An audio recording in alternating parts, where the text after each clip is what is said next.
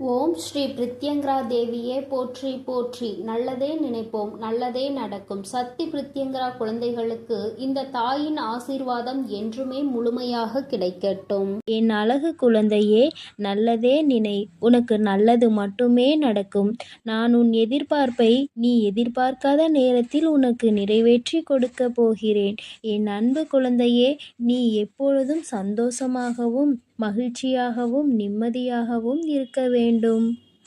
தாயே, எனக்கு இவ்வளவு கடன் பிரச்சனைகள் இருக்கும்போது நான் எப்படி தாயே சந்தோஷமாகவும் நிம்மதியாகவும் இருக்க முடியும் என்று தானே கேட்கின்றாய். அதற்காகத்தானே இந்த துளசி மாடத்தை உன்னை நான் தொட சொல்லியிருக்கிறேன். என் அன்பு குழந்தையே, உனக்கு எவ்வளவு கடன் பிரச்சனை இருந்தாலும் சரி, நீ இந்த துளசி மாடத்தை தொட்ட நொடியிலிருந்து உனக்கான கடன் பிரச்சனை தீர்ப்பதற்காக உன் அம்மாவிடமிருந்தே நீ அதற்கான அனைத்து உதவிகளையும் பெறப்போகிறாய். என்னுடைய முழு ஆசீர்வாதமும் உன்னிடத்தில் இருப்பதினால்தான் இந்த துளசி மாடம் உன் கண்களில் பட்டிருக்கிறது. அப்படி இருக்கும்போது நான் உன்னை எப்படி விட்டுவிடுவேன் என் தங்கமே? நீ என்னை நம்பிக்கையோடும் முழு மனதோடும் எப்பொழுதும் வணங்கிக் கொண்டே இருக்கிறாய். அப்படி இருக்கும்போது உனக்கு உதவி செய்யாமல் நான் வேறு யாருக்கு உதவி செய்ய போகிறேன்? தாயே, கடன் பிரச்சனையால் நான் பல அவமானங்கள் பட்டுவிட்டேன், பல வேதனைகள் பட்டுவிட்டேன், மன உளைச்சலுக்கு ஆளாகிவிட்டேன். அக்கம் பக்கம் இருப்பவர்கள் மதிப்பதில்லை என எவ்வளவு பிரச்சனைகள் உனக்கு இருந்தாலும் நீ கவலைப்படாதே. உன்னை தாங்கிக் கொள்ள நான் இருக்கிறேன் என் தங்கமே. உனக்காகவே நான் இருக்கிறேன். எவ்வளவு பிரச்சனைகள் இருந்தாலும் நீ என்னை வணங்க ஒரு நாளும் மறந்ததில்லை. பிறகு நான் மட்டும் எப்படி உன்னை மறந்திருப்பேன்? உனக்கான உதவிகளை நான் வேறு யாராவது உருவத்தில் வந்து உனக்கு செய்து கொண்டேதான் இருக்க போகிறேன். இந்த பதிவினை நீ கேட்டு முடிக்கும்போது உனக்கான உதவி என்னிடம் இருந்து உன்னை வந்து சேரும். அழகு பிள்ளையே, உன் வீட்டில் துளசி மாடம் இருந்தால் நான் சொல்வதை மட்டும் நீ செய்தால் போதும். உன்னுடைய கடன் பிரச்சனைகள், பண பிரச்சனைகள் அனைத்தும் தீர்ந்து போகும். அது மட்டும் இல்லாமல் மகாலட்சுமி மற்றும் நாராயணனின் அருள் வீட்டிற்கு கிடைக்கும்.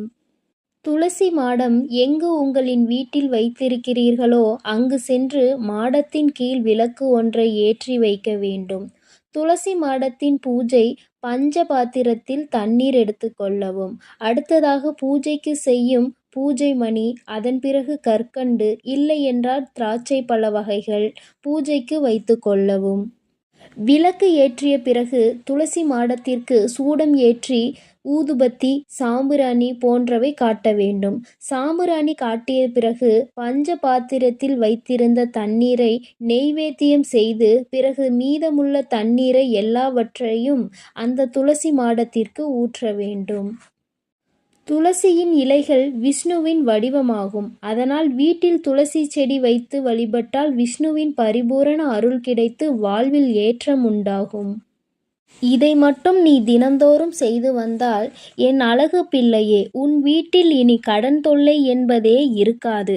அதே போல, அம்மா, என் வீட்டில் துளசி மாடம் இல்லையே, நான் என்ன செய்வது என்று யாரும் பயப்பட வேண்டாம்.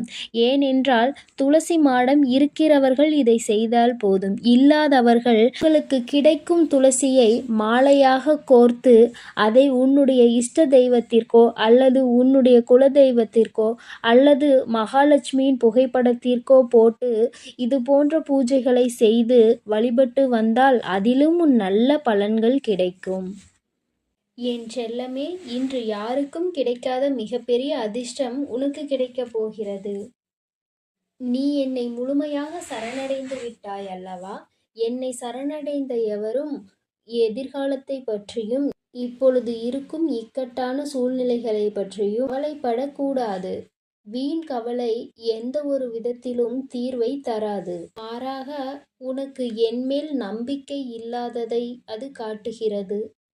என் செல்லமே, உன் வாழ்க்கையில் நடப்பது எல்லாமே என் விருப்பப்படிதான் நடந்து கொண்டிருக்கிறது.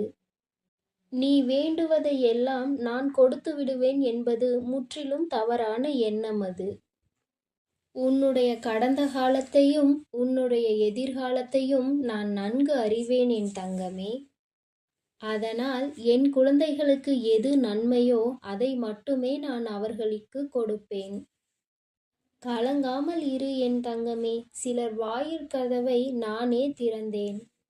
உன் மனம் அதை ஏற்கவில்லை. நீ என்னை நோக்கி வேண்டுதல் செய்ய துவங்கிய நேரத்திலே உனக்கு பதில் தர வேண்டிய வேலைகளை நான் தொடங்கிவிட்டேன் என்பதையும், பல சோதனைகளை நீ அனுபவிக்கிறாய் என்பதையும் பல முறை நான் உனக்கு அறிவுறுத்தி விட்டேன். இப்பொழுதும் நான் உனக்கு அதை நினைவுபடுத்துகின்றேன். கலங்காமல் இரு என் குழந்தையே. உனக்கு தேவையானது வருவதற்கு தாமதமானாலும் தவறாமல் நிச்சயமாக உனக்கு அது கிடைக்கும். தக்க சமயத்திலும் தகுந்த இடத்திலும் நான் ஓடி வந்து உன்னை காப்பேன். என் பாதங்களில் வீழ்ந்து கிடக்கும் உன்னை ஒருபோதும் நான் கைவிட மாட்டேன். இவ்வுலகில் உன்னை பற்றி முழுவதும் தெரிந்து கொண்டவள் நான் மட்டும்தான். என்னுடைய அருள் உனக்கு கிட்டினாலும் கிட்டாவிட்டாலும் சரி, என்னுடைய காலடியை விட்டு நீ விலக மாட்டாய் என்று எனக்கு நன்றாக தெரியும் என் தங்கமே. அவ்வாறு இருக்கும் உன்னை நான் எப்படி விட்டு விடுவேன் என் செல்லமே? என்னுடைய கருணை பார்வை உன் மீது பட்டுவிட்டது. என்னுடைய அருள் மலையை நான் பொழியப் போகின்றேன். இதற்கு மேல் உன்னுடைய வாழ்க்கையில் அதிர்ஷ்டத்துக்கு மேல் அதிர்ஷ்டம் வரப்போகிறது. உன்னுடைய பூஜை அறையில் என்னுடைய சித்திரத்தையும் என்னுடைய சிலையையும் வைத்து நீ வழிபடுகின்றாய். தினமும் வழிபடு என் தங்கமே. தவறாமல் விளக்கேற்று.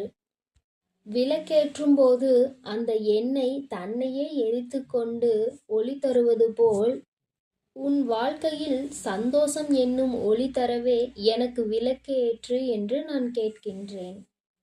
எப்பொழுதும் என்னையே நினைத்து கொண்டிரு. எத்தனை சங்கடங்கள் வந்தாலும் நான் உன்னை விட்டுவிட மாட்டேன் என் தங்கமே. என்னை முழுமையாக நம்பு. சந்தோஷமாக இரு. உனக்கு மன நிம்மதியையும் நிறைவான செல்வங்களையும் வாரி வழங்கக்கூடிய நேரம் இப்பொழுது வந்துவிட்டது. பக்தியோடு நீ என்னை நினைக்கும் ஒவ்வொரு நொடியும் உன் துயரத்தை போக்க நானே வருவேன்.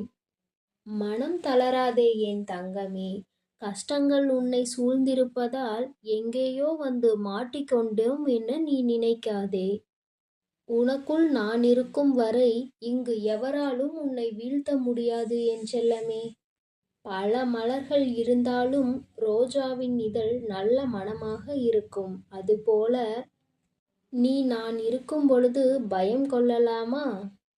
இரவுக்கு பின் பகலை தரும் இறைவன், குளிருக்கு பின் வெயிலை தரும் இறைவன் நிச்சயம் ஒவ்வொரு துன்பத்தின் பிறகும் உனக்கு இன்பத்தை தந்தருளுவேன்.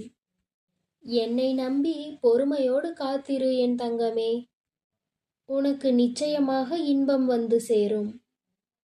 நீ மகிழ்ச்சியாக வாழ்வாய். நீ கவலைப்படாதே. இதுவே உன் பிரச்சனைகளுக்கான கடைசி கட்டமாக இருக்கும். இனிமேல் நீ நினைத்தது யாவும் துல்லியமாக நடந்தேறப் போகிறது. இதுநாள் வரை நீ நினைத்தது எதுவுமே உனக்கு நடக்கவில்லை. நீ கேட்டது எதுவுமே உனக்கு கிடைக்கவில்லை. நீ ஆசைப்பட்ட எந்த ஒரு விஷயமும் இதுவரை உனக்கு வாழ்க்கையில் நிலைக்கவில்லை என்ற வருத்தத்தில் நீ இருக்கின்றாய். இதுவே உனக்கான இறுதி கட்டம் என் தங்கமே. இந்த விடியலிலும் இனி வரப்போகின்ற இவ்விடியலிலும் என்ன செய்ய போகின்றோம், இந்த பிரச்சனையை எப்படி தீர்க்கப் போகின்றோம் என்று வாழ்க்கையை புலம்பிக் கொண்டே ஆரம்பிக்கின்றாய்.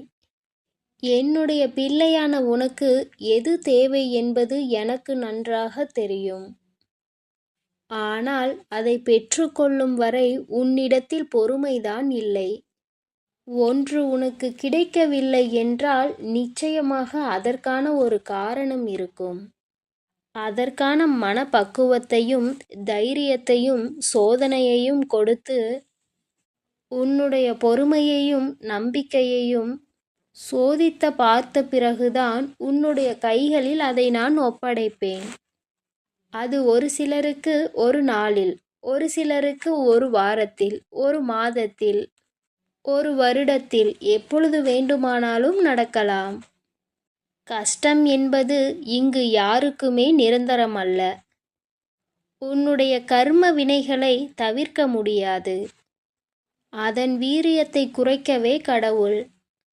என்னை வணங்கியவுடனே உனக்கு எல்லாம் கிடைக்க வேண்டும் என்று நீ நினைத்தால் அது சாத்தியமில்லை.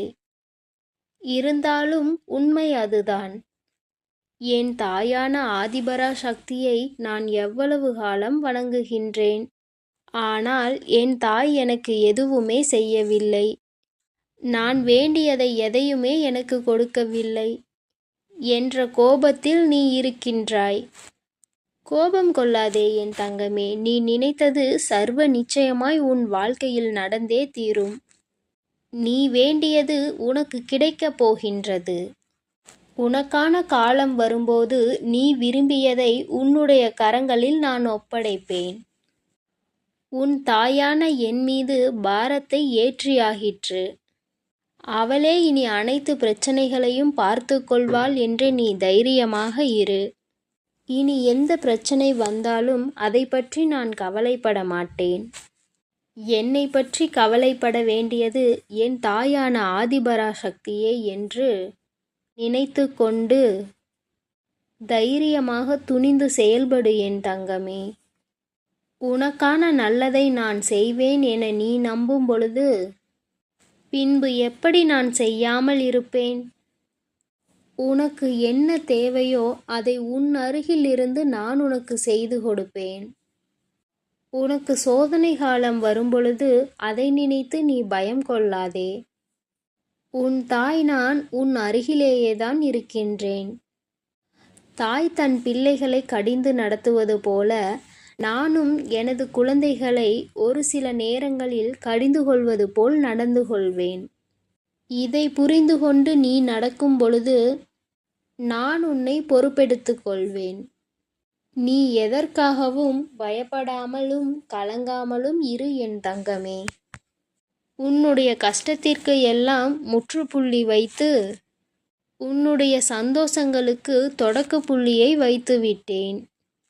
இனி நீ செல்லும் இடமெல்லாம் உனக்கு ஜெயமாகவே இருக்கும். நீ நினைத்தது யாவும் உனக்கு நடந்தே தீரும். நீ சகல நலங்களையும் வளங்களையும் பெற்று சீரும் சிறப்புமாய் சந்தோஷமாக வாழப்போகின்றாய். இனி என் அன்பு குழந்தைக்கு இந்த சக்தி பிரித்யங்கராவின் அன்பும் ஆசீர்வாதமும் முழுவதுமாக கிடைக்கும். ஓம் ஸ்ரீ பிரித்யங்கரா தேவியே போற்றி போற்றி. ஓம் ஸ்ரீ பிரித்யங்கரா தேவியே போற்றி போற்றி.